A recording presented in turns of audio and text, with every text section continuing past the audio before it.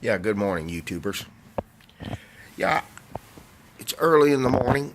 I woke up during the night, took some melatonin. I'm gonna wait for that to work its way through my body. I took some earlier. I just wanted to sleep. Went to sleep pretty early. Slept like 4 hours. Stay up a couple hours, and I'm gonna go back to sleep. But my friend Daft Bugger had asked me about the squat, and I answered him. And I think I'll just shoot a short video and explain about what I've learned about squatting in my time. During my lifting in the 90s, when I lifted the most that I ever have, my squatting was limited to a lot of doubles, some triples, and occasionally I would do a four, but I don't recall, because I wrote a lot of my workouts down at the time, doing anything up to fives. Um, and my squats went up progressively. Um, I was doing Olympic weightlifting then, and I squatted up to 350, but my squats were of the deep knee bend variety. Since I'm an Olympic lifter, my squats, I squat all the way to the bottom. If you saw my squat video, which should be easy to find, I squat in the deep knee bend, what's called the no squat. No belt, no wrap, no spotter. And the idea behind it is that the squat, it works the entire leg, works the butt, works the hamstring. The bar is held high up. It's not meant to maximize the amount you can lift. If you want to maximize the amount of lift, you're going to drop the bar down 5 or 6 inches and hold the bar like the power lifters do, and you're going to maximize a little more. You're going to get a little more of the rear end into the squat. You're going to change the leverage of the lift. And you don't necessarily have to squat as deep. Even though Mark Ripito, one of my main teachers, he squats very deep. He squats very deep. I don't know if he squats as deep as I do, but he lifts a lot more weight than I do. I believe his squats. I wouldn't doubt if he could still squat over 400, 500 at this point, but I was never a power lifter, so I was not lifting for the squat. I was lifting to help my power clean. I was lifting so that when I cleaned weight and I caught it in a front squat position, that I could lift it up, and it was more beneficial for that. And my front squat at that time, the best front squat I ever did, I was around 240 at the time, or 235. I did a front squat with 315.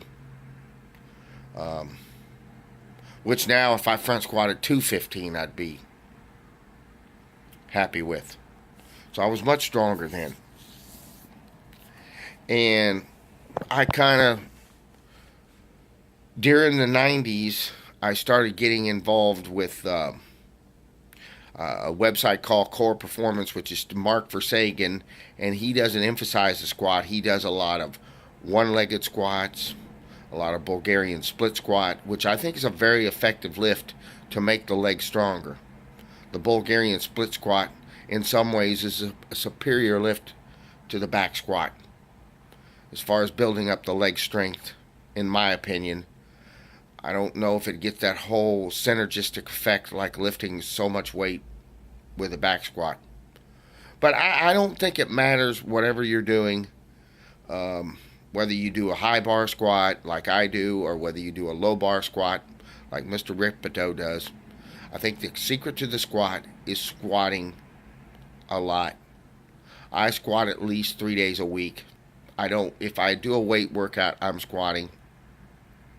Now, I do admit there is a workout that I do that involves a Bulgarian split squat, that involves dumbbell workouts, which I do. especially when I'm really walking a lot in the summer and I'm working and I'm doing a lot of physical labor. I'm just tired. I'm tired of doing squatting. My body is just not recovering. I might I might do these types of workouts for a week or two, and quite admittedly, that's why my squats have plateaued into the 200s instead of going up to the 300s. I really haven't pushed it. So, um, quite frankly, to quote Vince McMahon, as he says, quite frankly, I'm happy with squatting 200 pounds where I was used to wanting to do 300. I did have a hernia. I had a hernia in 2008 or 2007 from squatting too much and from lifting too much, and um, I'm a little afraid from doing that. So keep that in mind. Don't push yourself. At that time, I went from 15 sets to 35 sets. I was following a workout by a guy named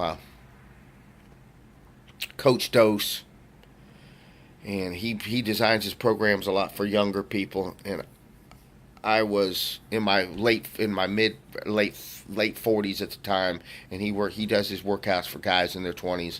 I just think it was too much for me. So let's summarize. Number one, you have to squat often.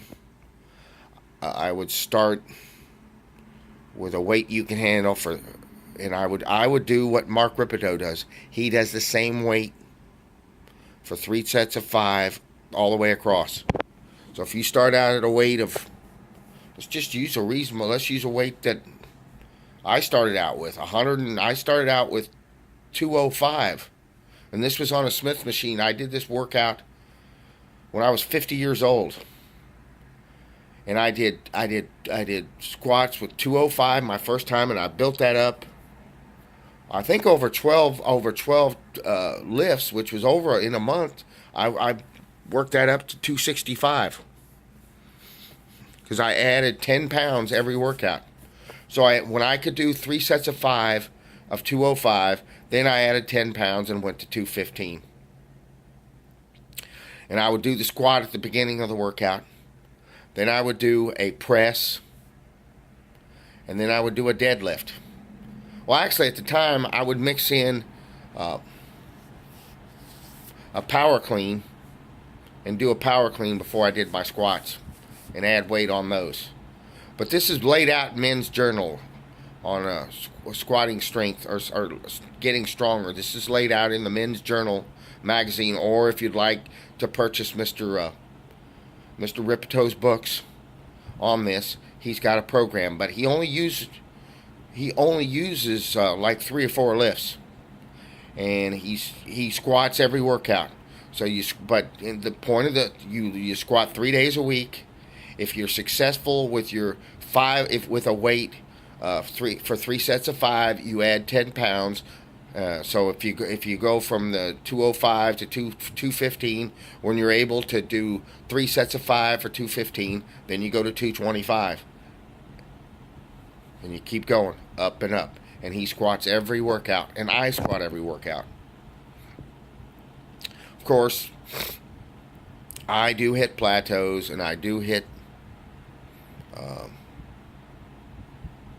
sticking points. And quite admittedly, the squat can be scary. Okay. Take care.